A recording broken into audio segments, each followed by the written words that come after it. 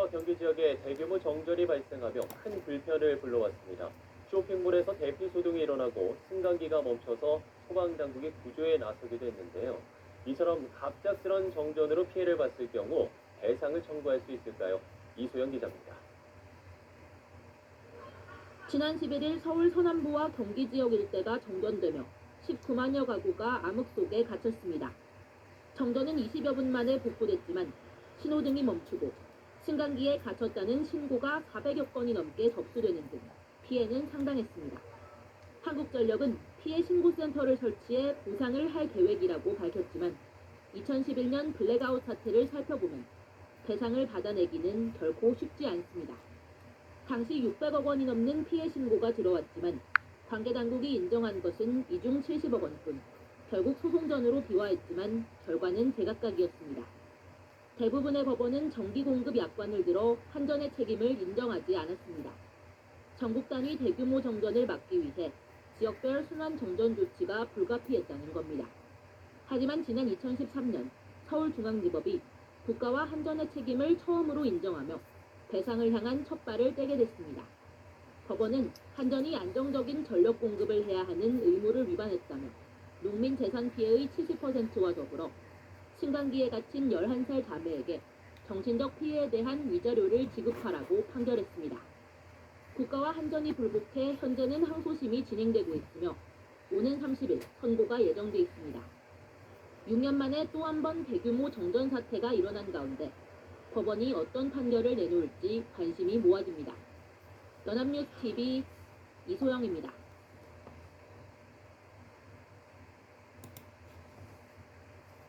장시간 정전으로 장사를 하지 못하게 되면 상인들은 영업에 큰 피해를 입을 수밖에 없습니다. 하지만 한전의 설비가 고장나 정전이 되더라도 한국전력은 규정상 배상 책임이 없다는 입장이어서 피해는 고스란히 사용자들의 몫인데요. 안준호 기자가 취재했습니다. 카페와 음식점 등 46개의 점포가 입주한 무안의 한 주상복합 아파트. 지난 10일 오전 11시쯤 단지 내 상가에서 전기 공급이 끊겼습니다. 정전에 상가 앞 신호등도 작동하지 않으면서 경찰이 직접 교통 통제에 나서기도 했습니다.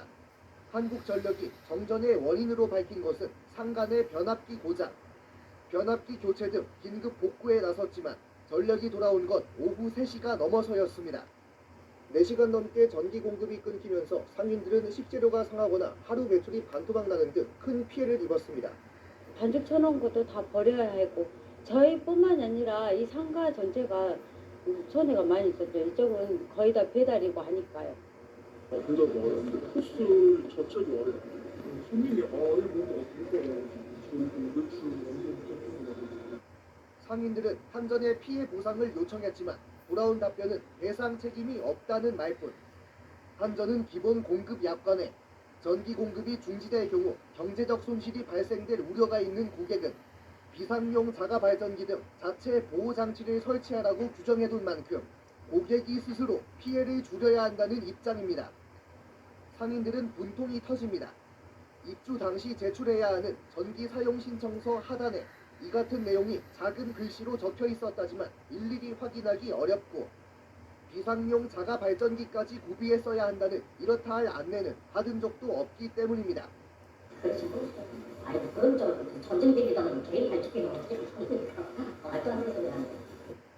실제로 약관상에도 한전의 직접적인 책임이 아닌 경우 배상 책임을 지지 않는다고 명시해 놓은 한전.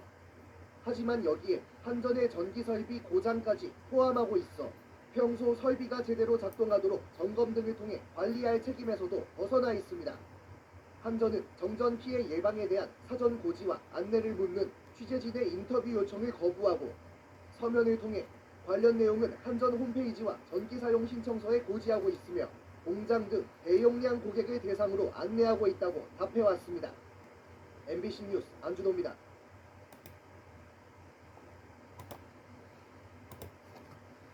어제 서울과 경기 일부 지역에서 발생한 정전의 원인이 뭔지 한국전력이 오늘 본격적인 조사에 나섰습니다. 한전은 정전으로 피해를 본 곳은 현장을 확인한 뒤에 모두 보상하겠다고 밝혔습니다. 한승환 기자. 대형마트 의무 휴일이었던 어제 대목을 기대했던 전통시장 상인들은 갑작스런 정전에 당혹감을 감추지 못했습니다. 특히 생선과 육류 등 신선식품을 파는 상인들은 더욱 분주해졌습니다. 어제 계속 이렇게 아마 이 수족관을 생물을 취급하는 집들은 거의 같은 상황일 거예요. 시간 조금만 더 오래됐다면 진짜 다 죽어서 한 5분, 10분만 되더라도 문제가 많이 발생을 합니다. 우리가 생명력이 있기 때문에 이런 거는 재포장을 할 수가 없거든요. 오늘까지 한국전력에 접수된 피해 신고 건수는 400여 건.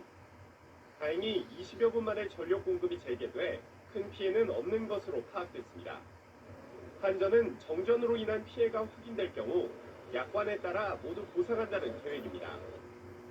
정전 사고는 서울 서남권과 경기 일부 지역의 전력 공급을 담당하는 영서변전소내 차단기가 고장나면서 발생했습니다. 하지만 정확한 고장 원인은 아직까지 확인되지 않았습니다. 15년 정도 사용한 것 같은데 그 정도면 아주 노후화됐다고 얘기하기도 힘들고요. 40년까지 다 볼 수 없거든요. 지난 2011년 12월에도 울산공단에서 변전소 이상으로 대규모 정전이 일어났는데 당시에는 노후 부품을 재사용한 것이 원인이었습니다.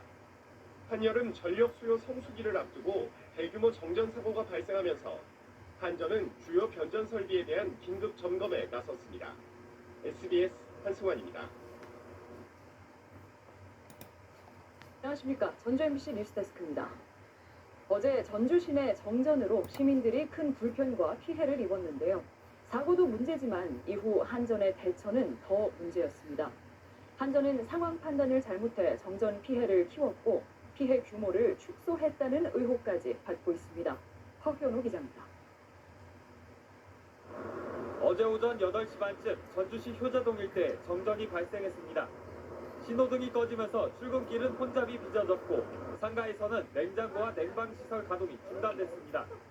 2시간가량 지속된 정전에 상인들은 피해를 호소했습니다. 너무 덥잖아요. 손님들도 있을 수도 없으니까 그냥 들어서자마자 나가시기도 하고. 그런데 정전이 2시간가량 이어진 이유는 한전의 판단착오 때문이었습니다. 효자동 KT지사에서 정전으로 인해 비상발전기가 가동됐고 이 때문에 연기가 피어올랐는데 한전은 KT에서 화재가 난 것으로 잘못 알고 이곳을 조사했습니다. 정전 때문에 연기가 솟았는데 한전은 거꾸로 그 연기 때문에 정전이 났을 수 있다며 1시간 10분이나 허비한 겁니다. 1시간 10분 정도 고장 조리 시간이 걸렸잖아요. 그거 끝나고 나서 소방서에 저희가 별도로 연락을 받았다. 따로 공식으로 연락이 온 게 없고. 한전은 피해 규모도 축소 발표했습니다. 전주 효자동의 이 아파트 역시 정전이 된 뒤 주민들은 한여름 더위에 냉장고도 선풍기도 돌리지 못하는 불편을 겪었습니다. 선풍기도 안 되고 아무것도 안 되니까 더웠죠. 이제 이렇게 더워서 그냥 아무튼 찬물로 막 끼얹고서 그냥 더워도 어떻게 하겠어요. 하지만 이 아파트 단지는 한전이 발표한 정전 피해 집계에서 빠져 있습니다. 한전은 모두 425세대에서 1시간 넘게 전기 공급이 중단된 것으로 집계했지만 취재진이 정전을 확인한 곳만 해도 효자동 인근 6개 아파트 800세대가 넘었습니다. 또 인근 중화산동 일부 상가와 한 종합병원에서도 5분가량 전기가 끊겼는데 한전은 5분 내외의 정전이라며 피해 집계에 포함하지 않았습니다. 불안하긴 했죠. 당연히 환자분들 모시고 있는 기관이니까 다행스럽죠. 사고 하루가 지나도록 정전 원인도 정확히 파악하지 못하고 있습니다. 새가 고압선에 접촉해 발생한 것으로 추정할 뿐 정확한 파악도 안 된 데다가 마땅한 재발 방지 대책도 없습니다. 호사비 같은 거 하고 바람 불면 돌아가는 거 그럴 거 다 해오는데 자체가 워낙 적응을 하는 거죠. 이게 감겨가지고 수시는 거의 뭐 직원들을 3팀 4팀씩 나가서 매일 강원도 대형 산불 원인으로 한전의 변압기가 지목되고 있는 가운데 전주 도심에서 발생한 대형 정전 사고에는 한전의 무능과 대응 부실이 드러나고 있습니다. MBC 뉴스 허은호입니다.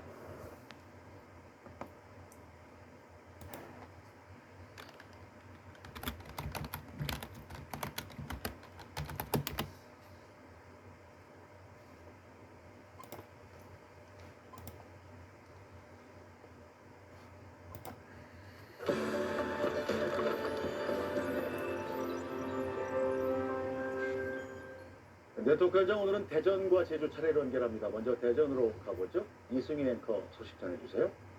네, 대전입니다. 까치는 예로부터 길조로 여겨지며 우리에게 친근한 새지만 까치 둥지만큼은 정전 사고를 일으키며 달갑지 못한 손님이 되고 있는데요. 정전의 주범으로 꼽히는 까치집 제거 작전 현장에 김철진 기자가 다녀왔습니다. 변압기 사이 얼기설기 얽힌 나뭇가지 더미를 사다리차가 투입돼 조금씩 떼어냅니다. 전봇대에 만들어진 성인 몸통 크기 더미의 정체는 바로 까치집. 봄철 정전의 대표 원인입니다. 까치집엔 전기가 통하는 철사와 회전선 등도 섞여 있는데 비가 오면 고압선에 닿고 합선 위험은 더욱 커져 반드시 제거해야 합니다. 까치집 종류가 순수한 나무도 아니고 철사, 바인드선, 안테나방 여러 가지 종류로 조성을 하기 때문에 비 온다는 예보가 있으면 전날에 적극적으로 올해 우리 지역 74건의 정전 중 까치집과 같은 조류가 원인이 된 정전은 34건에 이릅니다. 때문에 까치가 산란기를 맞는 봄철이면 도심 곳곳에서 전봇대 까치집 제거 작전이 한창인데 지난해만 지역에서 5만여 개의 까치둥지가 전봇대에서 제거됐습니다. 과거엔 엽총으로 까치를 포획하기도 했지만 소음도 심하고 사고 위험도 높아 이젠 이동식 포획틀로 잡거나 사다리차로 올라가 까치집만을 떼어냅니다. 까치집이 문제를 일으키는 건 도심 속 전봇대뿐만이 아닙니다. 열차에 전기를 공급하는 전차선에서도 큰 장애를 유발하곤 합니다. 심할 경우 전력 공급이 중단돼 열차가 멈춰설 수 있는데 실제 지난 2016년엔 전라선 무궁화호가 까치집으로 운행이 중단된 바 있습니다. 전봇대와 전차선 모두 고압의 전기가 흐르고 있어 별도의 방해물을 설치하기 어려운 상황. 결국 신속하고 정기적인 예방 활동만이 피해를 막을 수 있습니다. 한전과 코레일 측은 시민들에게도 전주의 까치집을 보면 신고해달라며 협조를 당부했습니다. TJB 김철진입니다. 안녕하십니까, 편사옥입니다. 더 많은 뉴스와 라이브 이벤트를 보고 싶으시면 화면 오른쪽을 눌러서 구독해 보시기 바랍니다. 또 저희 SBS 앱을 다운로드 하시면 속보 알림도 받아보실 수 있습니다. 항상 저희 SBS 뉴스를 시청해 주셔서 대단히 고맙습니다.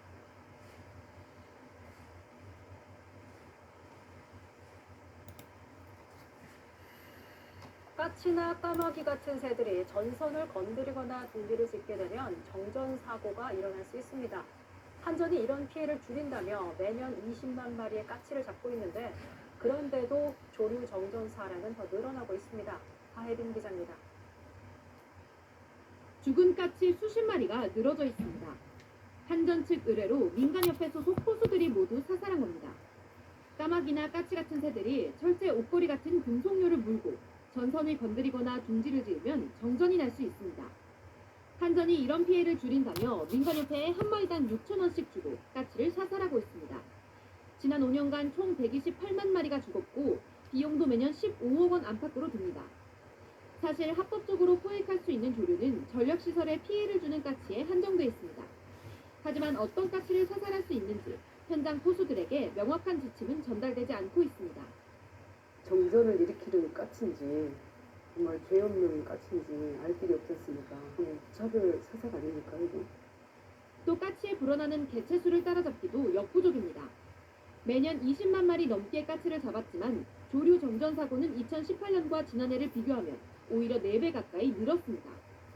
안전사고 위험도 더 커졌는데 실제로 올해 3월 경기도 이천에선 까치를 향해 쏘려던 공기총이 잘못 발사돼 지나가던 행인의 턱에 맞았습니다. 역사들이 이제 곤란한 경우가 많습니다. 대부분 전주가 진옆에 있지 쏘기도 참 어렵고 막말로 죽이기 좋아서 일부러 막 죽이기 좋아서 하는 사람 그냥 그게 어디 있으면 전문가들은 조류가 싫어하는 전파를 내는 등 더 효과적이고 친환경적인 대책을 고민해야 한다고 조언했습니다. JTBC 하혜빈입니다.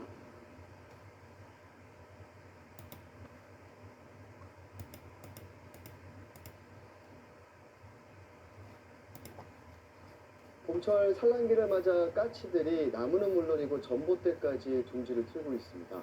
문제는 까치들이 전봇대에 지은 집 때문에 정전과 인명사고가 잇따르는 건데요. 도심에서 까치집과의 한바탕 전쟁이 벌어지고 있습니다. 송국회 기자입니다. 손님들이 한창 식사를 하던 음식점. 갑자기 불이 꺼지고 암흑으로 변합니다. 늦은 밤 인근 아파트 단지에도 전기 공급이 끊겼습니다. 갑작스런 정전에 960여 세대 주민들은 1시간 30여 분 동안 불편을 겪었습니다. 엘베에서 같이 쓰면 어떡할 거예요? 들어가자마자 5분 뒤에요. 비슷한 시각 경남 거제의 1,500여 세대 아파트에서도 정전 피해가 발생했습니다. 확인해보니 원인은 모두 전봇대에 지어진 까치집이었습니다. 까치의 산란기인 봄철, 까치집은 온갖 사고를 일으키는 골칫거리가 됐습니다. 한국전력의 까치집 제거 현장을 KBS 취재진이 동행했습니다. 고압 전선 사이에 지어진 까치집을 제거해보니 나뭇가지가 한가득입니다. 여기에 인근 주택가나 공사 현장 등에서 물어온 전선과 녹슨 철사도 보입니다. 나뭇가지도 고압 전선에 오랜 시간 닿게 되면 과전류가 흘러 불꽃이 튀거나 정전이 발생할 수 있습니다. 봄철 까치집 때문에 발생한 정전은 해마다 40건이 넘습니다. 최근 충북 진천에서는 한 50대 주민이 이를 제거하려다 감전돼 목숨을 잃는 등 인명피해도 잇따르고 있습니다. 특급선 같은 경우는 일반인들이 접근 시기에는 감전의 위험이 상당히 크기 때문에 전주에 오르려고 하시지 말고 국번 없이 123으로 전화하시면. 우리나라 대표 텃새로 오래전부터 반가운 소식을 전해준다고 알려진 까치가 도심에선 정전을 일으키는 불청객 신세로 전락했습니다. KBS 뉴스 송국희입니다.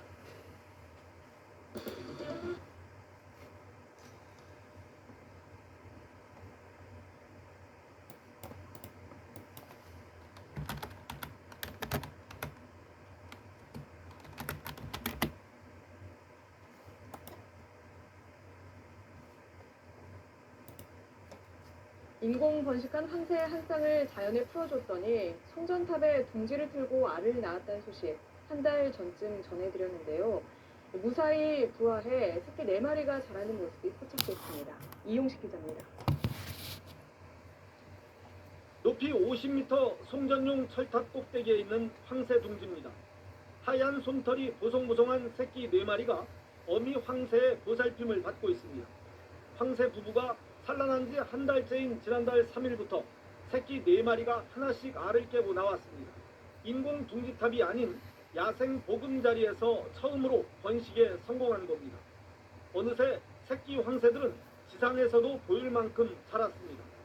어미 황새가 돌아오자 고개를 치켜들고 서로 먹이를 달라고 조릅니다. 이 송전탑의 경우에는 주변에서 가장 높고 튼튼한 구조물이기 때문에, 그리고 위쪽이 평평하기 때문에 황새 둥지로 사용하기 매우 좋습니다. 연구팀은 조만간 송전탑 둥지로 올라가 새끼 황새 발목에 인식 번호가 적힌 가락지를 채우고 송전탑에 감전 방지 장치도 달기로 했습니다. 새끼 황새들은 날 수 있을 정도로 자라면 어미를 따라다니며 홀로 서기를 배운 뒤 8월 초쯤 둥지를 떠나게 됩니다. 송전용 철탑 둥지는 감전 위험과 배설물로 인해 정전 사고가 날 수 있어 황새 가족이 떠나면 철거될 예정입니다. 문화재청은 대신 주변에 인공 둥지탑을 세워 내년에도 황새의 안전한 번식을 도울 계획입니다. SBS 이용식입니다.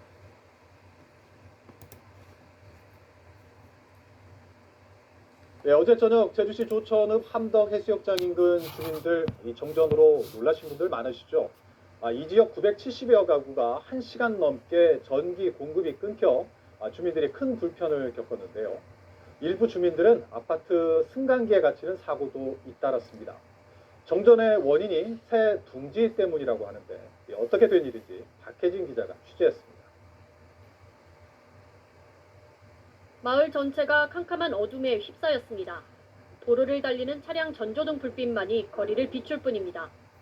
주변 주택과 아파트, 건물들도 불 켜진 곳 없이 깜깜합니다. 어제 저녁 8시 20분쯤 제주시 조천읍 함덕리 일대 970여 가구에 전기 공급이 끊겼습니다.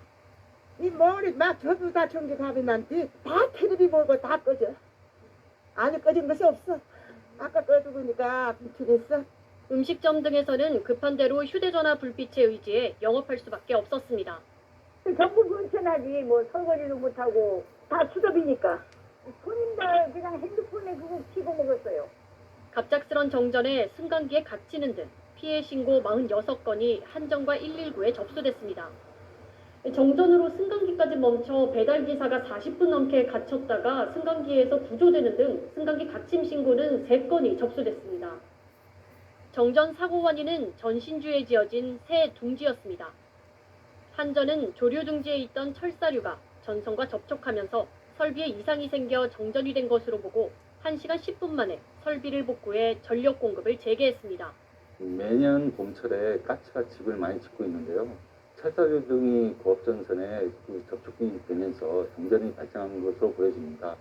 가스 습성이 반복해서 계속 둥지를 짓고 있기 때문에 지난해 한전 제주본부가 정전 사고를 막기 위해 제거한 새 둥지는 4,300여 개. 최근 3년 동안 제거한 둥지만 18,000여 개에 이르고 있습니다. MBC 뉴스 박혜진입니다.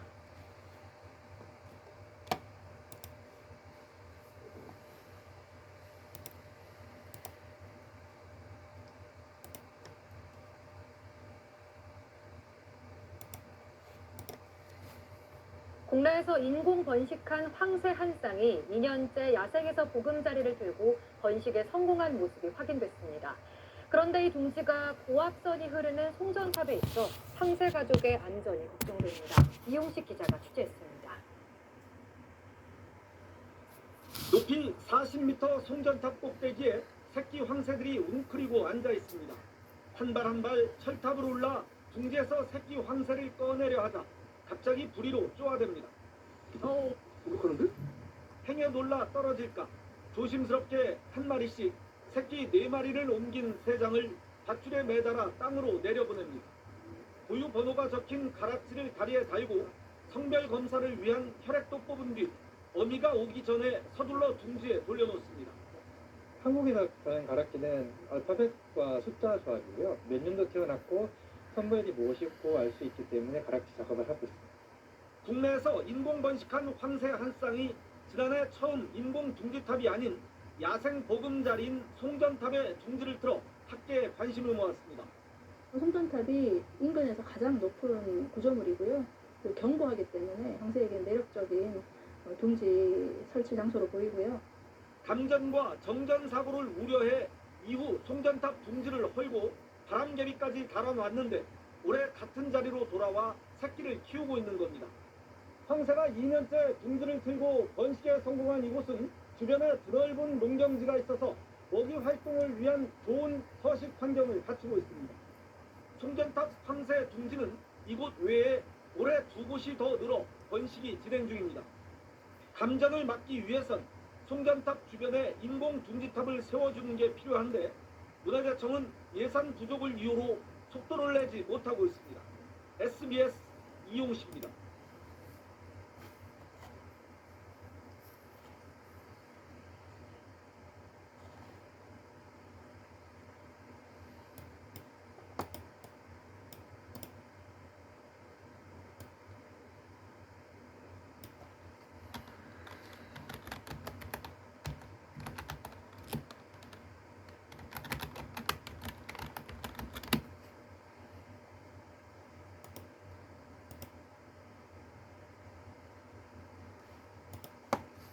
한때 평화의 상징이었던 비둘기, 이제는 골칫거리를 넘어 심각한 위협이 되고 있습니다.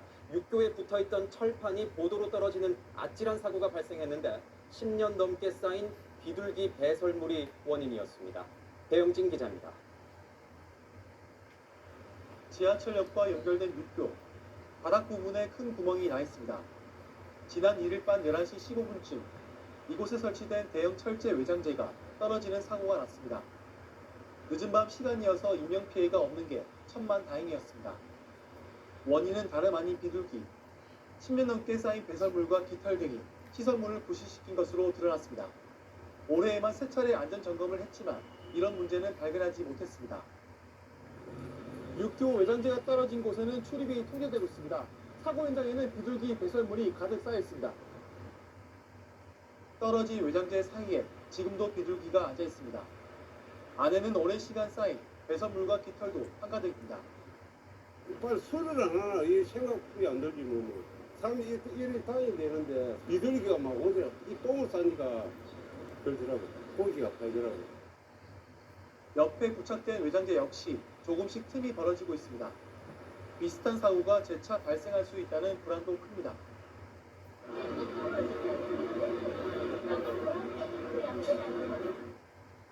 관할구청은 육교 구조물 전체를 보강해 비둘기가 못 들어오게 막겠다고 나섰습니다.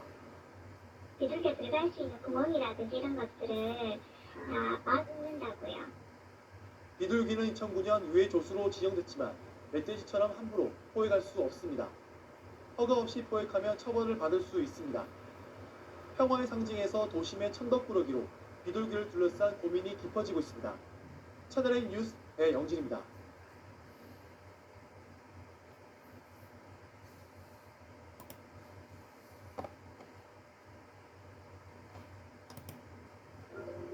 축산 농가에서 가축 분뇨를 처리하는 문제 가장 큰 일 중 하나죠. 전문 처리 업체에 맡기거나 자체 시설을 갖춰 처리해야만 합니다.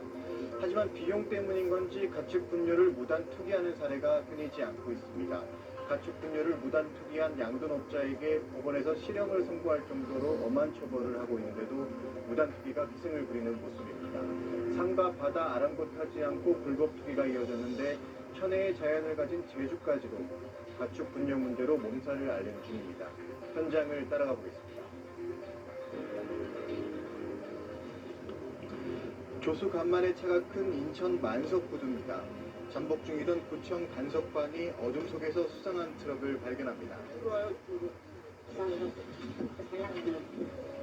단속반이 나타나자 트럭 운전사는 당황한 기색에 역력했습니다. 옆으로 세우는 게 있네. 트럭에 연결된 호수에서 흘러나온 건 가축 분뇨였습니다. 인적이 드문 심야 시간을 틈타 바다에 가축 분뇨를 무단으로 버리는 현장이 적발된 겁니다. 바닷가에 그냥 새벽에 누가 뭐 버리는 것 같다. 그래가지고 저희가 이제 밤에 가서 지금 지난해 여름부터 주민들은 원인을 알 수 없는 악취에 시달렸습니다. 보면은 사람들은 아치가 갖고 가는 거야. 내가 맡아보지도 못하고 내 평생에 맡아보지도 못했는데 냄새가 가지고 알 수가 없는 냄새. 가축 분뇨는 액체 뭐 가스죠. 독한 그 냄새. 20톤 탱크로리 차량이 왔다 갈 때마다 악취는 반복됐습니다. 주민들이 나서서 트럭의 진입을 막았지만 소용이 없었습니다. 계속 쫓아냈어. 쫓아내니까 나중에는 물이 다 탱거나 먹는다고. 비가 있으면 못 버리고 안에 물을 버리고 그러니까 냄새는 계속 하는 거야. 차가 없는데도. 트럭 운전사 조모 씨는 지난해 8월부터 44차례에 걸쳐 750여 톤의 가축 분뇨를 바다에 무단으로 버린 것으로 조사됐습니다. 계좌에서 돈을 받은 현황이 나와가지고 그분들이 이제 그 김포 소재는 농가 양돈 농가거든요. 두 군데를 빼서 영장을 청구하게 된 겁니다. 과거 가축 분뇨 해양 배출업체에서 운전기사로 일하다가 직접 탱크로리를 사서 무단 투기를 시작했습니다. 정상 업체의 가격보다 톤당 5,000원 정도 싼 22,000원을 받고 농가의 분뇨를 수거해갔습니다. 시세보다 싼 값에 양돈 농가의 분뇨를 처리해주면서 이런 식으로 무단 투기를 일삼았던 겁니다. 인천특별사법경찰은 조 씨를 가축 분뇨 관리법 위반 혐의로 구속하고 분뇨 처리를 맡긴 양돈 농가 업주 2명도 불구속 입건했습니다. 자체 정화 처리하거나 아니면 그 자원화되어 있는 설비 시설로 위탁을 처리해야 되는데 무허가 업자한테 그냥 처리하는 것도 그 죄가 되거든요. 제주도 천혜의 자연경관도 가축 분뇨로 멍들었습니다. 이달 초 제주도의 한 용암동굴에서 심한 악취가 진동했습니다. 분뇨 시료를 채취해서 육안으로 확인한 결과 그 돼지 털이 다량 섞여 있는 것도 확인했었고, 그 분뇨 시도 결과 그 구리와 아연 수치가 그 일반 그 액비아 기준 대비 10배, 37배로 초과하는 그 농도로 확인돼서 저희가 지정적으로 가축 분뇨로 확인하게 된 것입니다. 단속반이 주변을 살피자 동굴에서 30m 정도 떨어진 양돈 농가가 수상했습니다. 해당 농가에는 가축 분뇨 저장고가 있었지만 이상한 점이 발견됩니다. 분뇨 발생량하고 그 처리량을 비교해 보니까 한 거의 10년 동안 수거해간 양이 거의 없었습니다. 10년 전부터 양돈 농가가 있었는데 그동안 전문업체에 처리를 맡긴 분뇨의 양은 터무니없이 부족했습니다. 이유는 곧 밝혀집니다. 분뇨 저장고 쪽에 따로 배수관 하나가 발견됩니다. 비가 오면은 빗물이 저장고로 들어가지 않게 벽돌하고 비주포로 저장고 입구를 막아서 분뇨 이송관로에 우수 배제관을 뚫어서 이제 그 분뇨랑 빗물이 함께 섞여서 지하로 들어가게끔 설치를 해놨습니다. 빗물과 함께 분뇨를 내보낸 건데 그렇게 흘러간 분뇨가 30m 떨어진 용암동굴에 고여 있었던 것으로 자치경찰관은 보고 있습니다. 그 용암동굴로 흘러 들어가리라는 거는 상상을 못하는 거죠. 저 농장장은 다 우소배지관으로 통해서 밑으로 잘 빠지니까 계속 해왔던 것이고, 빠지는 이유가 지하에 이런 숲골 같은 그런 구조로 수수율이 좋기 때문에 흘러 넘치지 않고 계속 빠져 들어갔던 겁니다. 여기서 끝이 아닙니다. 배수로로 흘려보내지 못해 저장고에 남아있던 분뇨는 인근 야산에 내다버렸습니다. 이 야산은 제주 생태계의 보고 곶자왈이었습니다. 물이 귀한 제주 지질의 특성상 곶자왈은 빗물이 지하로 스며드는 통로 역할을 합니다. 가축 분뇨에 지하수가 오염되고 있었던 겁니다.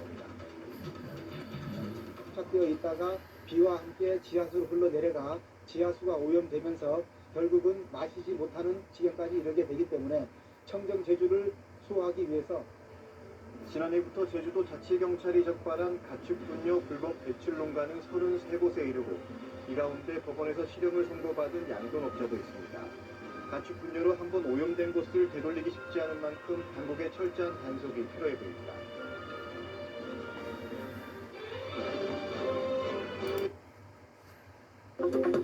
시청자 여러분 안녕하십니까. 7시 뉴스 제주 시작합니다. 축사 밀집 지역의 악취 문제, 어제 오늘의 일이 아니죠. 그런데 최근 축사 악취를 잡기 위한 행정당국의 조치에 제동을 거는 판결이 나왔습니다. 악취 포집 방식 자체가 잘못됐다는 건데요. 제주도는 일선 현장의 혼란이 우려된다며 환경부에 대책을 요구했습니다. 강탁균 기자가 취재했습니다. 양돈 농가가 밀집한 제주시 한림 지역입니다. 아침 시간대 흐린 날씨가 이어지면 악취가 여간 심한 게 아닙니다. 그저께는 진짜 냄새 많이 났어. 그래서 이거 뭐가 틀림없이 신고할 것 같다는 이 생각이 들더라고. 이 지역의 양돈장 2곳은 3년 전 악취가 기준치를 넘어 제주시로부터 과징금 4천만 원을 처분받았습니다. 업체 측은 과한 과징금이라며 행정소송을 냈고 지난 2월 2심에서 제주시가 패소했습니다. 재판부는 인접한 농장에서 온 악취의 영향을 배제할 수 없기 때문에 채취한 시료의 신빙성을 보장할 수 없다고 판단했습니다. 제주시의 악취 포집 방식과 결과를 인정하지 않은 겁니다. 제주시는 그동안 국립환경과학원에서 고시한 악취 공정 시험 기준에 맞춰 풍향과 풍속까지 고려해 시료를 채취하고 분석해왔다며 당혹스럽다는 입장입니다. 대법원에서도 이 같은 판결이 유지되면 양돈 농가 밀집 지역에서의 악취 단속 근거도 뿌리째 흔들릴 수 있기 때문입니다. 과징금 처분에 불복하는 불소송도 예상됩니다. 인접한 부분에 대해서는 완벽하게 배제가 곤란하거든요. 어느 정도의 영향을 미쳐도 이걸 인정해준다라는 그런 이제 명확한 좀 근거가 제시가 돼야만이 저희들이 이제 현장에서는 좀 일하기가 편할 것 같습니다. 일선 현장의 혼란에 제주도는 악취공정 시험 기준에 인접 양돈장의 악취를 배제하는 방법 등을 보완할 방안이 필요하다며 환경부에 제도 개선을 건의했습니다. KBS 뉴스 강탁균입니다. 자녀를 학대했다고 의심해 똥 묻은 기저귀로 어린이집 교사를 때린 어머니에게 항소심에서 징역 6개월의 실형이 선고됐습니다. 대전지법은 40대 여성 A씨의 상해 혐의 사건 항소심에서 징역 6개월에 집행유예 2년을 선고한 원심을 파기하고 징역 6개월을 선고했습니다.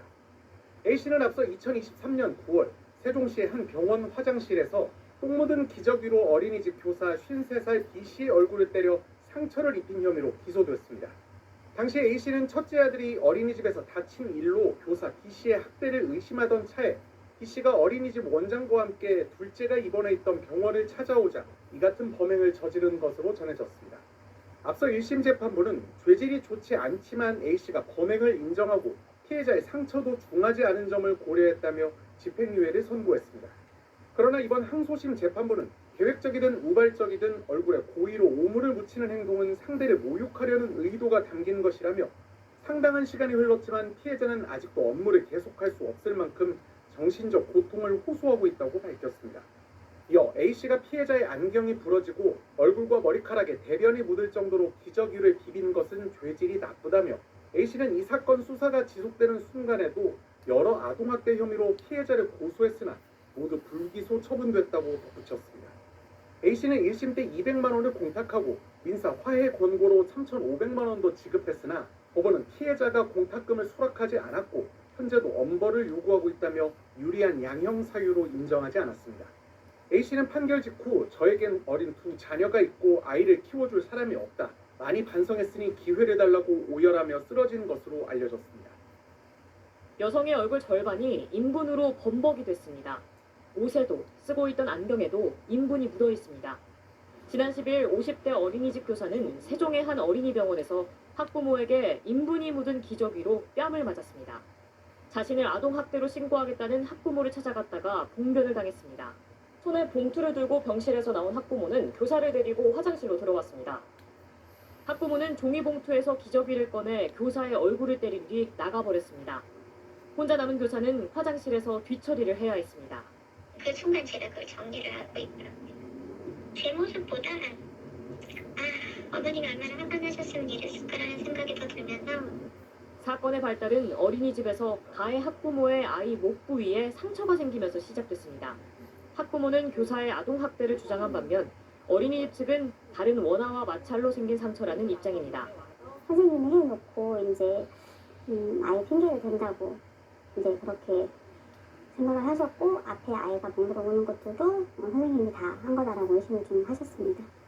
해당 학부모는 지난 6월부터 지속적 아동학대를 당했다며 어린이집 교사를 경찰에 신고했습니다. 또 교사와 자신의 아이에게 상처를 입힌 아이의 부모에게 100만 원씩을 요구한 것으로 알려졌습니다. 사건 이후 해당 교사는 정서적 불안을 호소하며 병원에서 치료를 받고 있습니다. 저는 화가 나던데 와이프는 그게 이렇게 정신 나간 사람처럼 있더라고요. 눈물이 나고 그 상황에 또 들어가니까 뭐 또 내가 이걸 잘했으면 이렇게까지 안 됐을까. 피해 교사는 가해 학부모를 상해 혐의로 경찰에 고소했고 어린이집은 아이를 퇴소 처리했습니다. 경찰은 조만간 가해자로 지목된 학부모를 불러 사건 경위를 조사할 예정입니다. MBC 뉴스 박선진입니다. 어린이집 교사인 아내가 학부모에게 인분이 묻은 기저귀에 얼굴을 맞았다며 교사를 보호해달라는 남편의 국민청원이 게시되자 3만 명이 넘는 국민들이 동의를 표시했습니다. 대전에서 40대 초등학교 교사가 학부모들의 악성 민원에 시달리다 스스로 목숨을 끊는 사건에 이어 또 교사가 학부모에게 봉변을 당한 사실이 알려지면서 공분은 확산하고 있습니다. 해당 학부모는 사건이 알려진 이후 처음으로 잘못을 인정한다며 입장을 밝혔습니다. 너무너무 반성하고 있어요. 제가 하면 안 되는 행동이었는데 제가 그때 이상을 잃어가지고 그랬던 거라. 하지만 아이가 좁고 깜깜한 방에서 혼자 자는 등 해당 교사에게 학대를 당했다고 거듭 주장했습니다. 아이한테 아이를 가둬놨다는 그거가 거의 저희에게는 눈물 나도록 상처된 일인데 또 당시 교사가 사전 약속 없이 아이가 있는 병원으로 일방적으로 찾아와 감정이 격앙된 상태였다고 해명했습니다. 피해 교사는 아동학대 주장에 대해 학부모의 오해이며 아이가 다친 데에 대해 사과를 하려 했지만 학부모가 연락이 되지 않아 병원으로 찾아간 것이라고 말했습니다. 아동학대 신고를 접수한 세종경찰청은 해바라기 센터에서 아동에 대한 조사를 진행했고 어린이집 현장 확인과 CCTV를 통해 당시 상황을 확인하는 등 수사에 본격 착수했습니다.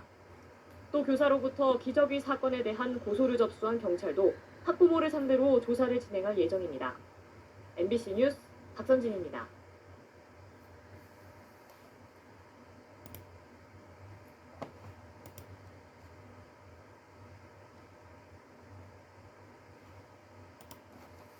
제주의 아름다운 바다가 쓰레기로 몸살을 앓고 있습니다.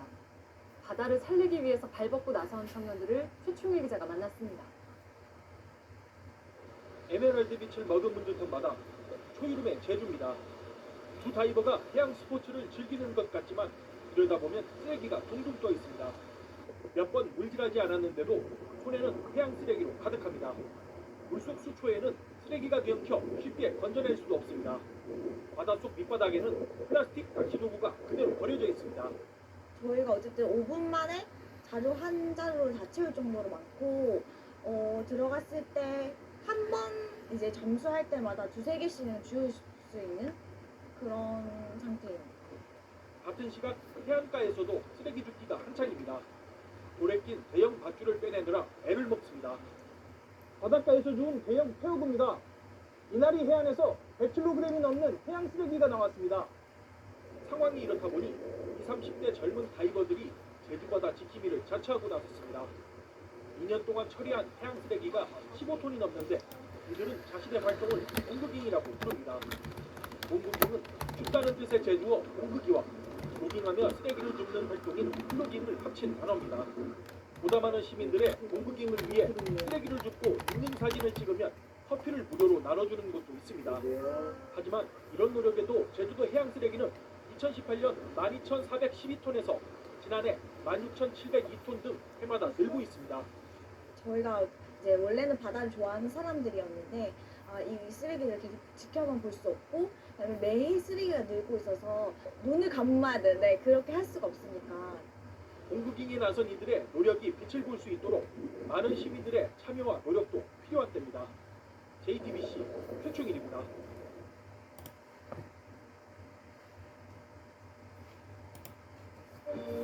여러분 안녕하십니까. 여수 MBC 뉴스데스크 오늘은 지역에서도 끊이지 않고 있는 반려견 관련 사건과 논란 보도로 시작합니다. 반려견 천만 시대, 개물림 사고가 잇따르는가 하면 반려견 위탁을 둘러싼 분쟁과 갈등도 이어지고 있습니다. 우선 견주들이 좀 더 책임감을 가질 수 있도록 관련법을 강화할 필요가 있다고 하는데요. 먼저 조희연 기자의 보도입니다. 종아리에 검붉은 멍이 들고 이빨 자국을 따라 딱지가 앉았습니다. 지난달 25일 반려견과 산책을 하다 만난 이웃집 진돗개들에게 물린 상처입니다. 놀라서 이 강아지 잡아 당기고 안고 이러고 있는데 세 마리가 저를 둘러싸기 시작하는 거예요. 그 세 마리 중에 한 마리가 제 다리를 물더라고요. 2주 정도라고 일단은 얘기를 했는데 추후에 염증이 더 생기거나 하면 진단이 더 늘어날 수 있다고. 문제는 이 진돗개가 사람이나 반려견을 공격한 건 이번이 처음이 아니라는 겁니다. 지난 6월에도 이웃집 푸드를 물어 뼈를 접합하는 대수술을 받고 2달 동안이나 치료를 받아야 했습니다. 오른쪽 눈의 시력은 아직도 돌아오지 않은 상태입니다. 그 큰 강아지들 무리 속에 얘가 3마리 속에 얘가 파묻힌 거예요. 저희 강아지를 3시간 넘도록 수술을 했어요.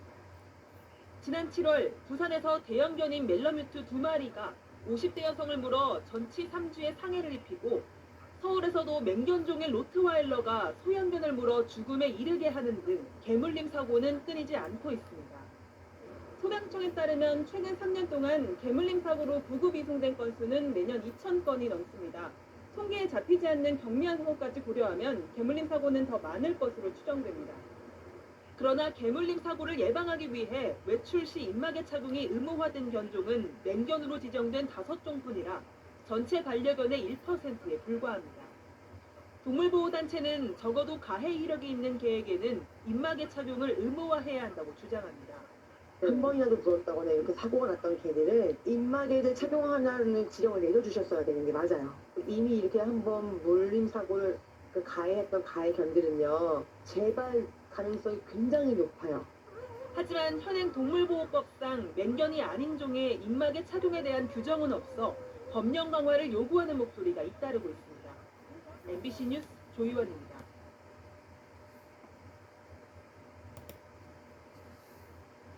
반려견을 데리고 밖으로 나왔을 때 혹시 반려견이 변을 보면 견주는 반드시 그걸 치워야 합니다. 안 그러면 50만 원 이하의 과태료를 물게 되는데 만약 그냥 가버리면 어떨까요? 잡기가 참 쉽지 않습니다. 현장에서 적발했다 해도 지금 치우려고 했는데요 라고 하면 어쩔 수 없고 또 현장, 단속도 쉽지 않습니다. 지자체에 단속권이 있지만 몇 안 되는 인원으로는 일일이 또 찾아낼 수도 없기 때문입니다. 신영빈 기자가 구청 직원들과 함께 취재했습니다. 대형견 한 마리가 집 대문 앞에 변을 보고 견주는 무심히 바라보다 그대로 자리를 뜹니다. 풀숲이라든가 이런 데를 들어가면은 그냥 싸고 가버린 그런 변들도 너무나 많고요. 공공장소에서 반려동물의 배설물을 치우지 않고 내버려두면 견주가 50만 원 이하의 과태료를 내야 하지만 실제로 최근 3년간 과태료를 부과한 건 29번에 그쳤습니다. 단속 권한이 지자체에 주어져 있고 실제로 단속도 이뤄지는데 왜 적발이 힘들까? 네, 저는 지금 서울 도심의 한 공원에 나와 있습니다. 평소 견주가 반려견의 배설물을 치우지 않았다거나 목줄 없이 산책한다는 민원이 들어오는 곳인데요. 지자체의 단속 현장에 동행해봤습니다. 자주 신고가 들어오는 곳이지만 오늘은 견주와 반려동물을 찾아볼 수 없습니다. 같은 시간에 이분들이 나오는 건 또 아니고 이분이 들어올 때마다 나갈 수는 없는 일인 거고. 사진이나 동영상으로 신고도 자주 접수되지만 그것만으로 과태료 처분을 내릴 수도 없습니다. 그 행위를 했었던 대상자가 맞는지 아닌지 여부를 확인할 수 있는 부분도 없고 인적 사항을 확인할 수 있는 부분이 아니기 때문에 사실상 현장에서 바로 적발하는 수밖에 없는데 신고가 들어올 때마다 출동하거나 순찰 횟수를 늘리기엔 사정이 여의치 않습니다. 저희 구 같은 경우에는 3명 정도 각자 다른 업무들도 있고 들어가서 행정적으로 처리해야 되는 부분들도 많이 있는데 통상 20-30분가량 순찰을 돌지만 이날은 1시간 정도 있었는데도 허탕을 쳤고 단속 공무원들은 다른 업무를 처리하러 현장을 떠났습니다. MBN이 서울 시내 다른 구청도 취재해봤는데 보통 단속 인원은 한두 명에 그쳤습니다. 사정이 이렇다 보니 단속을 나와도 적발까지 이어지기는 쉽지 않습니다. 지자체에 이력 충원을 하는 것도 필요한데 반려동물 이제 기르시는 분들 좀뭐 인식 개선이라던가 이런 부분들도 사실 병행해서 공공장소에 배변봉투 설치하는 거라든지 버릴 곳을 따로 더 정해놓는다든지. 반려동물 천만시대 지자체의 권한뿐 아니라 인력 지원도 절실하지만 단속에 앞서 견주들의 성숙한 반려문화가 우선이라는 지적입니다. MBN 뉴스 신영빈입니다. 안녕하세요. 김주하입니다. 공정하고 신속한 MBN 뉴스 유튜브를 통해서도 만나보실 수 있습니다. 특히 더 많은 뉴스와 라이브를 보고 싶으시다면 오른쪽을 눌러서 구독하시면 됩니다. 어렵지 않죠? 빠르고 정확한 뉴스로 계속 찾아뵙겠습니다. MBN 뉴스를 시청해주신 여러분 고맙습니다.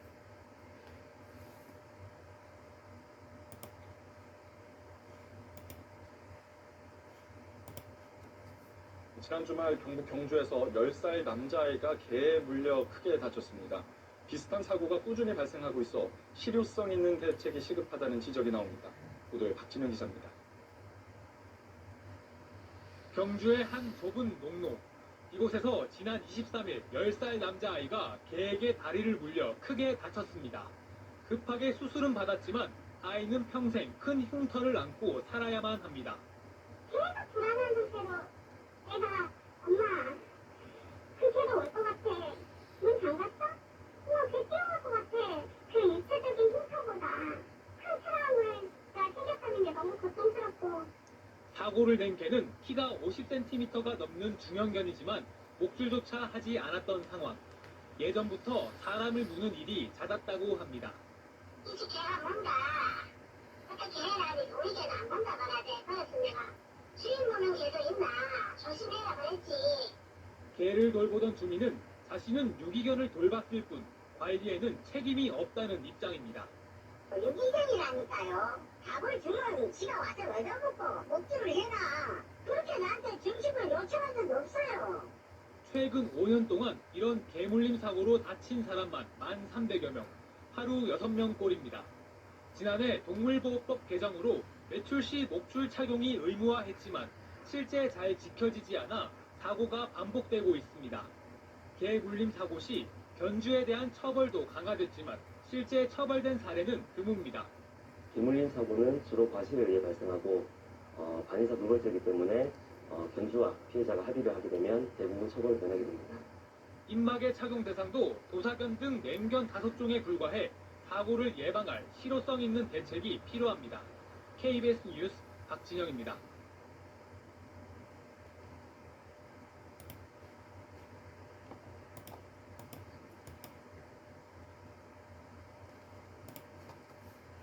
슈퍼주니어 최시원 씨 가족이 기르던 개에 물린 이웃이 숨지면서 반려견 관리를 강화해야 한다는 여론이 급격히 확산되고 있습니다. 실질적인 단속과 함께 개 주인에 대한 처벌도 강화해야 한다는 지적이 나옵니다. 류호성 기자입니다.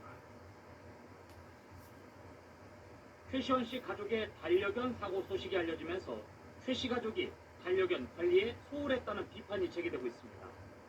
지난 6월 서울에선 개 주인의 관리 부실로 맹견 2마리가 시민 3명을 공격해 다쳤습니다. 사고가 날 때마다 관리 대책을 세워야 한다는 논의가 이루어지긴 하지만 그때뿐인 경우가 많습니다. 야외에서 목줄 등 안전장구를 하지 않은 개를 쉽게 볼 수 있습니다. 본인들은 순하다고 생각하지만 갑자기 돌변할 수 있잖아요. 아직은. 그러니까 물까봐 그게 항상 불안해요. 실제로 개가 사람을 공격해 물리는 등의 사고로 2014년엔 1,800여 명, 지난해 2,100여 명이 피해를 입었습니다. 보호자들 대상으로 교육이 이루어져야 한다고 생각합니다. 보호자들이 스스로 타인에게 어떤 피해를 입히지 않도록 이제 그 어떤 자신의 반려견을 통제하는 것이 굉장히 중요하고요. 형식에 그치는 처벌도 문제입니다. 지난해 한강공원에서 목줄 미착용 등으로 38,000여 건이 적발됐지만 실제 과태료 부과는 55건에 그쳤습니다. 또 통제되지 않은 반려견이 이웃을 해치는 흉기가 되는 상황에서 개 주인에 대한 단속과 처벌을 강화해야 한다는 목소리가 높습니다. KBS 뉴스 류소입니다. 유명 한식당 대표가 연예인 최시원 씨 가족이 기르던 반려견에 물린 뒤 숨지는 일이 벌어진 뒤에 반려견 관리를 놓고 논란이 커지고 있는데요. 이 반려견 관리를 강화하는 이른바 최시원법을 제정하자는 목소리까지 나오고 있습니다. 취재 기자 연결해 보겠습니다. 최기성 기자. 네, 사회부입니다. 이 개에 물리는 사고 지금 연이어서 보도를 해드리는 것 같습니다. 이게 피해자가 해마다 1,000명 이상 발생하고 있다고요? 네, 이번에 한일관 대표 김모 씨가 숨진 것처럼 개 물림 사고는 갈수록 증가하는 추세입니다. 그래픽을 보면서 설명해드리도록 하겠습니다. 한국소비자원위해정보국 자료를 보겠습니다. 지난 2015년에는 모두 1,400여 건이 접수됐고 지난해에도 1,000여 건을 기록했습니다. 하지만 올해 들어서 8월까지 1,046건으로 지난해 접수된 건수를 이미 넘어서 급증하는 추세입니다. 반려견에 물렸을 때는 심하면 이번처럼 사망까지 이어지기도 합니다. 반려견 사고가 심각하다는 의미인데요. 폐혈증은 세균이나 바이러스로 생긴 염증이 혈액을 타고 온몸으로 퍼지는 질환으로 치사율이 30%에 달합니다. 반려동물에 물렸을 경우에는 이빨에 있는 세균이나 박테리아 때문에 상처 부위가 감염될 위험이 큽니다. 의사의 이야기를 직접 들어보겠습니다. 당뇨병이나 암을 오랫동안 앓고 있어서 내용이 저하된 분한테는 반려견 물렸을 때 그런 폐혈증을 진행될 수 있는 가능성에 대해서 전문 의사와 상의해서 예방적인 어떤 치료를 받는 것이 좋을 듯합니다. 들어보신 것처럼 몸이 약한 분들에겐 치명적일 수가 있습니다. 자, 이번에는요, 이 사건의 유족이 처벌을 원하지 않는다고 했지만요, 만약 이게 실제로 처벌로 이어진다고 하더라도 솜방망이에 그쳤을 거다, 이런 지적도 나오고 있는데요. 네, 반려견이 사람을 물어서 숨지게 하면 전주는 형법상 과실치사죄를 적용받게 됩니다. 이번 경우는 과실치사죄가 적용되려면 반려견 공격과 폐혈증 사이의 인과관계를 부검 등으로 파악해야 하는데 이번에는 유족이 부검을 거부하고 장애를 치렀기 때문에 처벌을 받지 않을 것으로 보입니다. 만약에 처벌되더라도 외국과 비교하면 국내 처벌은 솜방망이 수준이라는 지적도 나옵니다. 한국은 전주가 2년 이하의 금고 또는 700만 원 이하의 벌금형을 받게 돼 있고 하지만 영국은 최대 징역 14년, 미국은 심할 경우 살인죄까지 적용해서 처벌하도록 하고 있습니다. 관련해서 국내 단속이나 관리 조항도 모호합니다. 사고를 낸 프렌치 불도그는 체중이 10에서 13kg 정도로 중형견에 해당합니다. 하지만 맹견으로는 분류되지 않고 있는데 실제 법조항을 한번 살펴보겠습니다. 이 동물보호법 시행 규칙을 보면 맹견은 도사견, 아메리칸 pitbull 등 6종류로 분류하고 있습니다. 6번째 조항이 그 밖에 사람을 공격해서 상해를 입힐 가능성이 높은 개인데 이 분류가 모호하다는 지적이 나오고 있습니다. 특히 언제 어디서 어떤 개가 피해를 줄지 모르는 상황에서 맹견 범위를 확대해야 한다는 목소리도 나오고 있는 상황입니다. 또 위에 해당하는 맹견은 목줄이나 입막의 착용이 의무인데 이를 어기면 1차 접발 땐 5만 원, 2차 땐 7만 원, 3차 땐 10만 원의 과태료가 부과됩니다. 하지만 이조차도 단속 등이 실질적으로 이루어지지 않는다는 한계가 있습니다. 실제로 지난해 서울시에서 목줄을 하지 않아서 과태료 처분을 받은 사례는 30여 건에 불과합니다. 관련법이 개정돼야 한다는 목소리가 계속 나오고 있는 상황입니다. 자, 지금 최 기자가 짚어주신 대로 1,000여 건이 넘는 피해 사례가 있는데 처벌은 30건에 그쳤군요. 서울시만 이제 얘기를 하는 거고. 자, 이제 이렇게 개물림 사고를 우리가 뭐 직접 예방하거나 그 피할 수밖에 없을 것 같습니다. 이렇게 피해를 줄이기 위해서는 어떤 조치를 해야 할까요? 네, 반려견과 함께 외출할 때는 맹견이 아니더라도 반드시 목줄과 입마개를 착용해야 합니다. 농림축산식품부 조사를 보면 지난해까지 등록된 반려견은 약 110만 마리입니다. 이 중에 반려견 등록을 하지 않은 가구도 있기 때문에 실제로는 더 많을 것으로 추정되고 있습니다. 전문가들은 사고 가능성을 아예 차단해야 한다고 주장합니다. 따라서 법안 개정이든 권리교육 강화든 구체적인 대책이 필요하다는 겁니다. 또 반려견에 물렸을 때는 반드시 호흡으로 응급처치를 하고 병원을 찾아가 전문가 진료를 받아야 한다고 말합니다. 지금까지 사회부에서 전해드렸습니다. 반려견 키우는 가정이 느는 만큼 한편에선 개에 물리는 사고도 끊이지 않고 있는데요. 앞으로는 맹견 키울 때 보험 가입을 의무화하고 아파트에서는 허가를 받아야 키울 수 있도록 하는 방안이 추진됩니다. 박찬범 기자가 보도합니다. 개에 물리는 사고 환자는 연평균 2천여 명, 하루 6명꼴입니다. 특히 피플테리어 같은 맹견이 사람을 공격하면 치명상은 물론 생명을 위협할 수도 있습니다. 정부는 내년부터 맹견 소유자에 대해 책임 보험 가입을 의무화하는 등 관리 감독을 강화하기로 했습니다. 외출할 때는 목줄 길이를 2m로 제한하는 법 개정을 추진합니다.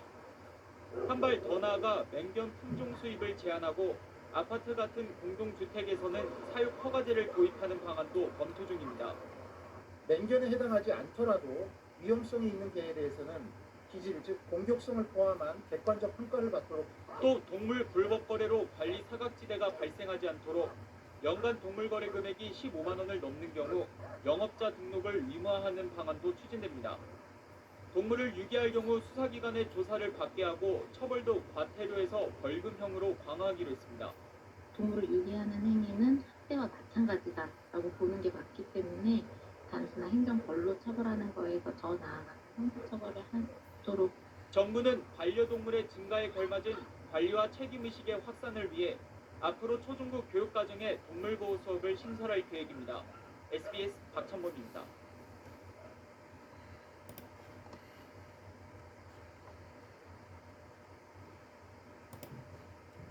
개물림 사고는 이렇게 언제 어디서든 빈번하게 일어나고 있는데요. 법적으로는 어떻게 처벌되고 피해를 줄일 수 있는지 계속해서 조선호 기자의 보도입니다. 지난해 경북 문경에서는 사냥개 6마리가 산책하던 모녀를 공격해 큰 상처를 입혔습니다. 경찰은 목줄과 입마개 등 안전조치를 하지 않은 책임을 물어 사냥개 주인을 중과실치상 혐의로 구속했습니다. 우리나라 민법은 반려견을 물건으로 규정하고 있습니다. 반려견이 다른 사람에게 해를 끼치면 주인이 처벌을 받게 되는데 과실치상 또는 과실치사죄가 적용됩니다. 과실치상죄는 피해자가 원하지 않으면 처벌을 피할 수 있지만 과실치사죄는 피해자 의사와 상관없이 처벌을 받습니다. 과실치사죄의 경우 최고 2년 이하의 금고 또는 700만 원 이하의 벌금에 처해집니다. 개에 물려 다치거나 숨진 사람은 주인에게 치료비 등 손해배상을 청구할 수 있는데 사고를 증명해야 합니다. 손해배상 청구 소송을 준비하기 위해서는 개 주인이 주의 의무를 다하지 않았음을 입증하기 위해 CCTV를 확보한다든지 주변 목격자들의 진술을 확보하는 등 여러 가지 입증을 위한 자료들을 준비하고. 개에게 물릴 상황에 놓이면 어떻게 해야 할까? 개는 소리를 지르고 등을 보이며 도망가는 사람을 공격하려는 습성이 있어 맹견을 맞닥뜨리는 경우 큰 몸동작을 하지 말아야 합니다. 개들이 물기 좋은 물건을 던져 시선을 돌리는 것도 한 방법입니다. 만약에 개에게 공격을 당하게 된 경우에는 개는 목을 먼저 무는 성향이 있기 때문에 털을 깍지 끼고 목 뒤로 감싸서 최대한 목을 보호해야 하겠습니다. 무엇보다 중요한 건 이웃들의 안전을 먼저 생각하는 패티캣 실천입니다. KBS 뉴스 조선입니다.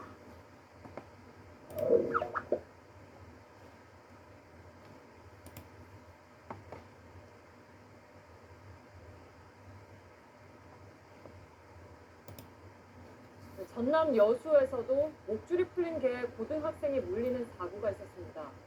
올 상반기에만 개에 물려 병원에 옮겨진 환자가 1000여 명에 달합니다. 정진명 기자. 개에게 허벅지를 물려 치료를 받고 있는 17살 김모군. 지난 23일 오후 7시쯤 갑자기 덮친 개 속수무책으로 물렸습니다. 도로가를 따라 하교하던 김모군은 목줄이 풀려 돌아다니던 개에 물려 이곳 풀숲으로 넘어졌습니다. 지난 8월에는 전북 무주에서 농산물 품질관리원 조사원인 40대 여성이 과수원 조사에 나갔다가 사냥개에 물렸습니다. 이 여성은 양팔과 옆구리를 물려 전치 4주 진단을 받았습니다. 피해자들은 생명의 위협까지 느꼈다고 말합니다. 좀 많이 불안했었어요.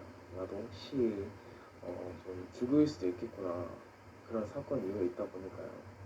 올해 상반기에만 개물림으로 병원에 이송된 환자는 1,000명이 넘습니다. 2015년에 비해 월 평균으로 보면 22% 증가한 수치입니다.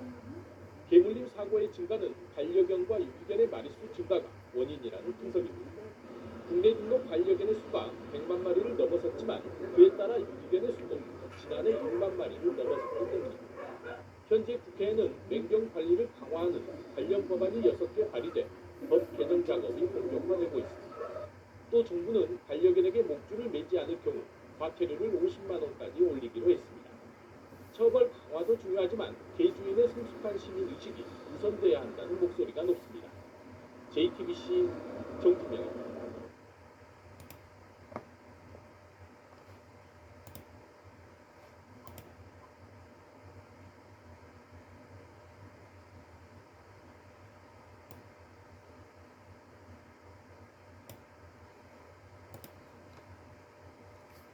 하얀 개 2마리가 주인과 산책을 하고 있습니다. 길 건너편 그늘 검은 개 1마리가 나타납니다. 갑자기 하얀 개들에게 달려듭니다. 미처 말리지 못한 주인은 어쩔 줄 몰라하며 전화를 겁니다. 연락을 받고 달려온 딸이 신발을 들어 위협해도 검은 개는 떨어지지 않습니다. 몸을 잡아 떼어내도 이미 축 처진 개를 계속 물고 끌고 가기도 합니다. 10분 넘게 이어진 공격은 행인 여러 명이 말린 뒤에야 멈췄습니다. 어머니 뒤로 이제 구름이의 사체가 보였고 겨울이는 이제 목 부분이랑 꼬리 부분, 몸통 부분 이렇게 다 물려 있어서 엄청 시뻘겋더라고요. 말리면서 양팔이 물리고 긁혔는데 가족을 잃은 마음의 상처가 더 큽니다. 암이라는 진단을 받고 한참 우울해 하던 때에 구름이를 데려왔어요. 모든 때가 다 보고 싶어요. 검은 개는 목줄도 입마개도 하지 않고 있었습니다. 산책을 나가려고 하면 또 어디서 그런 강아지가 나타날지 모르니까 걸어가는 내내 긴장이 연속인 것 같아요. 검은 개 주인은 현관문을 열어뒀는데 개가 나갔다고 했습니다. 경찰은 개가 나가는 것도 몰랐던 주인을 과실치상 혐의로 검찰에 넘겼습니다. JTBC 문정주입니다.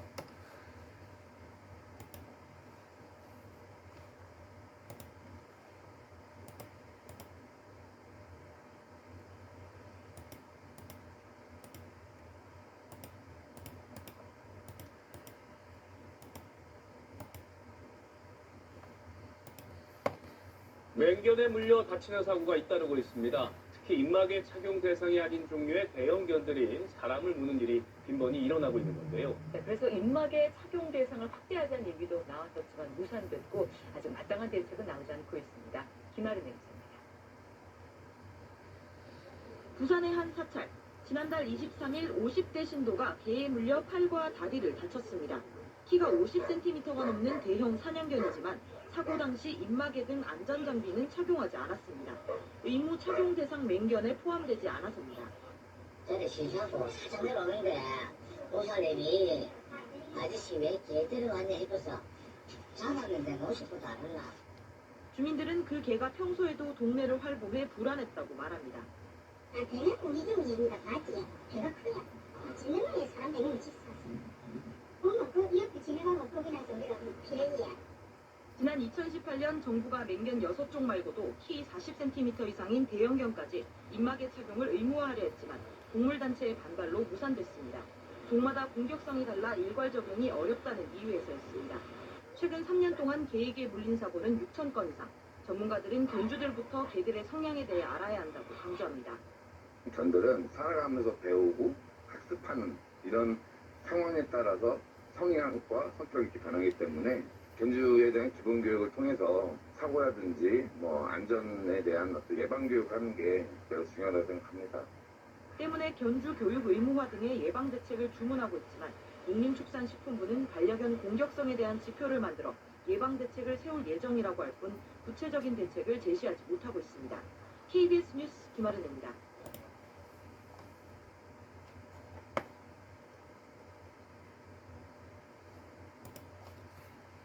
맹견 로트와일러가 작은 개를 물어 죽이는 사건이 있었죠. 반려견을 키우는 사람이 많아지면서 최근 이런 사고가 자주 생기고 있습니다. 하지만 입마개를 채우지 않은 개 주인에게 제대로 책임을 묻기가 쉽지 않습니다.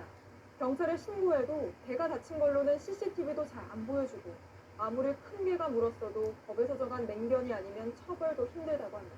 하이빈 기자가 피해를 당한 견주들을 만나봤습니다. 지난 2월 박세현 씨의 반려견 모찌는 큰 개에게 엉덩이를 물렸습니다.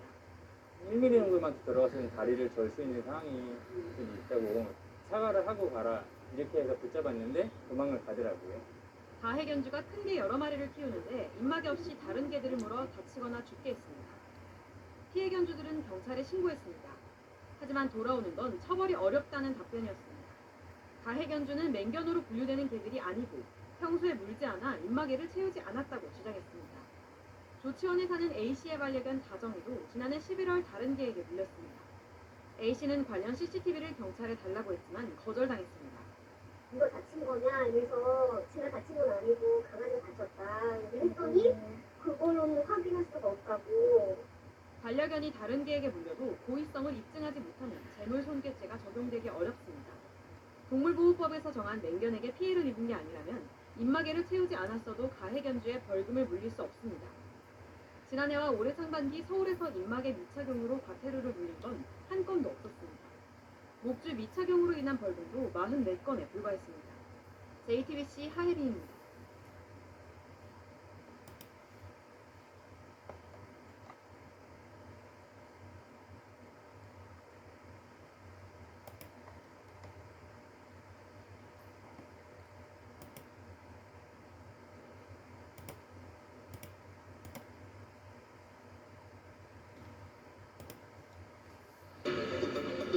큰 삽살개가 달려들자 산책하던 50대 여성이 자리에 주저앉습니다.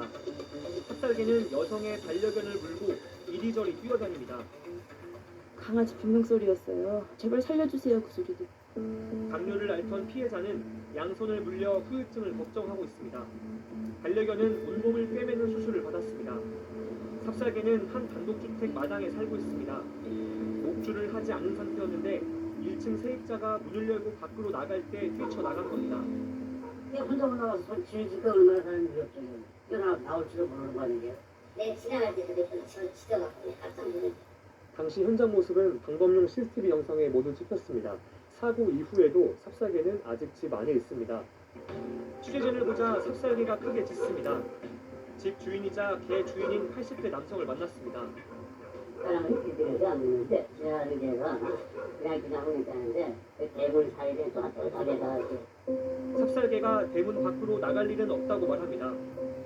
지금이라도 그 목줄을 하실 생각은 없어요? 피해자는 개 주인을 고소했습니다. 하지만 세입자만 조사할 수 있다는 통보를 받았습니다. 주인이 현장에 없었고 직접 문을 연 것도 아니기 때문에 책임이 없다는 겁니다. 피해자는 경찰로부터 삽살개가 맹견이 아니라는 설명도 들었다고 했습니다. 교육이 안 된 강아지는 요즘 어떻게 될지 모르잖아요. 사과는 그냥 대책도 세우지 않고 여전히 저렇게 키우고 있고. 강북구청은 이런 사고를 막자는 취지의 프로그램을 운영해왔습니다. 구청이 강당에 주민들을 모았습니다. 반려견의 문제 행동으로 어려움을 겪는 주민들에게 반려견 행동교정 교육을 하기 위해서입니다. 알지 못하고 배우지 못해서 그 본능적인 행동을 하는 것뿐이라는 거예요. 보호자님이 더 큰 책임이 있다는 걸 아셔야 될 거죠. 구청 측은 개 주인에 대해 목줄 미착용으로 과태료 처분을 검토하겠다고 밝혔습니다. 하지만 주민들은 여전히 불안하다고 말합니다. 올해 소방청에 따르면 개물림 사고 환자는 매년 2,000명이 넘습니다. 하루 평균 6건씩 사고가 일어납니다. 전문가는 공격성이 있는 개들을 잘 교육하고 목줄과 입마개 같은 안전장치를 개 주인이 잘 챙겨야 한다고 말합니다. 경찰은 삽살개가 맹견은 아니라고 했습니다. 하지만 잘 길들이지 않은 개는 언제든 위험할 수 있습니다. 개가 집 밖에 나갈 일이 없어 위험하지 않다는 말로는 사고를 막을 수 없습니다. 1차 카메라 이상현입니다.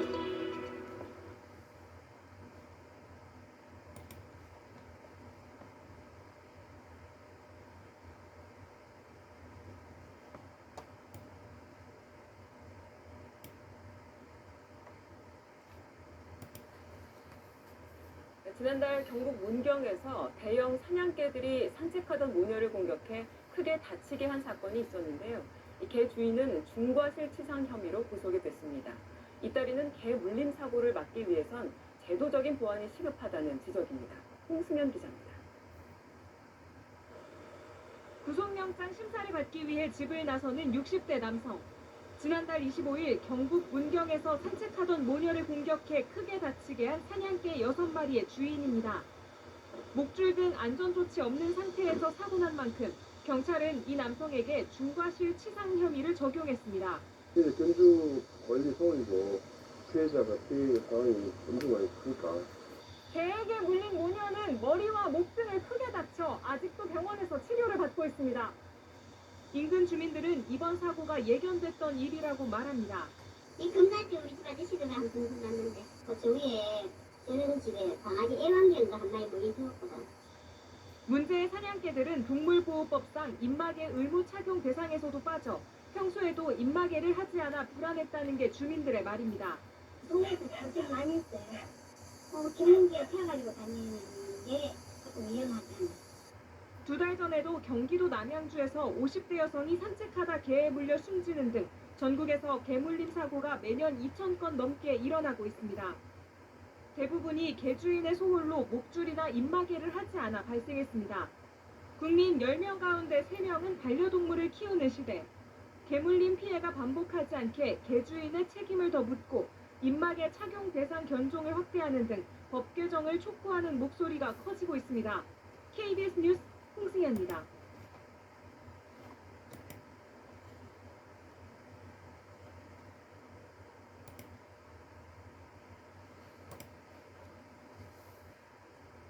지난 3월 진도에서 80대 노인이 이웃이 키우던 개에 물려 크게 다쳤는데요. 수개월이 지났지만 피해자는 집 밖으로 나가는 것을 두려워하는 등 심각한 트라우마를 겪고 있습니다. 서희령 기자입니다. 전남 진도에서 80대 할머니가 개에 물린 것은 지난 3월. 동네를 산책하던 중 갑자기 달려든 개에게 팔 등을 물렸습니다. 대학병원에서 긴급 수술을 받아 다행히 생명은 건졌지만 3개월 동안 병원에 입원해야 했습니다. 피해자는 최근 집에 돌아왔지만 사고가 난 그날이 아직도 생생하게 떠올라 집 밖으로 나가기가 두렵습니다. 생각하는 게 기가 꼭 여기서 물고 막 흔든 것만 같아. 그때쯤에. 그럴 때 내가 또 기도 안 보려고 그 기 있는 집은 가도 안 하고. 당시 할머니를 물었던 개의 공격성을 본 주민들도 트라우마가 생겼습니다. 아까 왔더니 나도 몰랐어. 나는 몰라올 때고 소리 같더라고. 한 달 동안은 그거 눈에다 손해갖고 잠을 자는. 사고견은 주인의 소유권 포기로 이곳 군 유기동물 보호소에서 임시 관찰이 진행됐었습니다. 피해자 가족들은 지속적으로 안락사를 요구했지만 결국 진도군은 동물보호법을 이유로 5월 초쯤 동물보호단체의 사고견을 인계했습니다. 일물림 사고가 엄청 많잖아요. 거기서 안락사 시켰다는데 지자체 거의 없습니다. 다 보호단체에서 다 인계해갔지. 뒤늦게 이 같은 사실을 알게 된 피해자 가족들. 특히 최근 사고견이 민간 동물보호단체가 운영 중인 보호소에서 여전히 공격성을 보이는 모습이 방송됐다는 것을 알게 돼 더욱 분통을 터뜨리고 있습니다. 저기가 그인가 보다 하고 연락을 취해준 거예요. 퇴원하셔서 최근에 시골집으로 들어가셨어요. 그 끔찍한 기억 때문에 막 부들부들 떠시더라고요. 개물림 사고가 발생한 지 석 달. 피해자와 피해자 가족들은 여전히 심각한 트라우마에 시달리고 있습니다. MBC 뉴스 서희령입니다.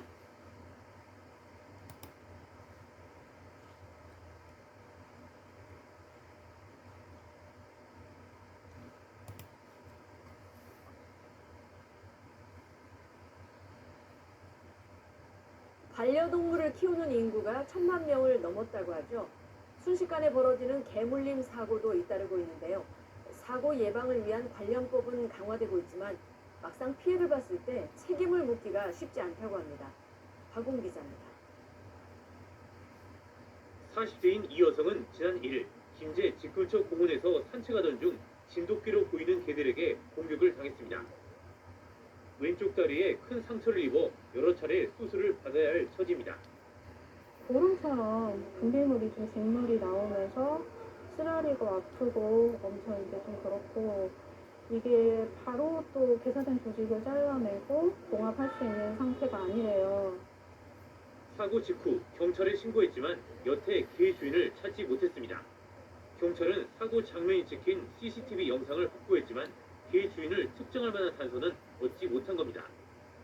CCTV를 봐도 그 강아지가 저를 물은 강아지인지 확정을 못하겠다. 100% 확신을 못하겠다. 라는 말을 계속 여러 번 저한테 반복을 하시더라고요. 개정된 동물보호법은 개물림 사고 예방을 위해 5종류의 개를 맹견으로 규정하고 있습니다. 하지만 피해 여성을 용것으로 추정되는 진돗개의 경우 법에서 정해놓은 맹견에 속하지 않습니다. 게다가 몸집이 크고 공격성이 있더라도 외출할 때 목줄이나 입마개를 채워야 할 안전 의무도 없어 법의 사각지대에 있습니다. 최근 5년 동안 발생한 개물림 사고는 전국적으로 10,000건이 넘습니다. 반려견 안전관리 규정과 체계를 더욱 촘촘하게 만들어야 한다는 목소리가 나옵니다. KBS 뉴스 박국희입니다.